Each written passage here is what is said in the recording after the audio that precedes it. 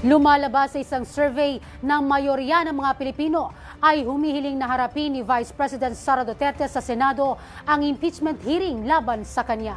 Umaasa rin sila na harap na ang bise sa pagdinig na nila ay magiging susi para maibalik ang tiwala ng publiko sa Office of the Vice President. Si Bien Manalo para sa 13 sa tanghali. Sa ginawang survey ng Tangere, kaugnay sa isinasagawang impeachment proceedings ng House Committee on Justice laban kay Vice President Sara Duterte, lumalabas na mayorya ng mga Pilipino o 88% ang nagnanais na personal na humarap ang Vice-Presidente sa pagdinig sa Senado na magsisilbing impeachment court. Naniniwala sila na magiging fair stage ang Senate trial at makatutulong na maiwasan ang anumang pamumulitika. Umaasa rin sila na personal na may papaliwanag ni Duterte ang mga aligasyon laban sa kanya, kabilang ang mga issue kaugnay sa kanyang bank record at salin. Naniniwala rin ang marami na ang pagharap ng Vice-Presidente ay makatutulong para maibalik ang tiwala ng publiko sa Office of the Vice President.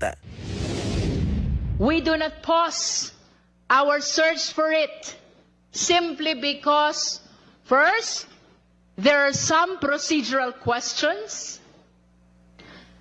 Second, there are more pressing problems. And third, there are petitions before the Supreme Court. No, we will not pause to that.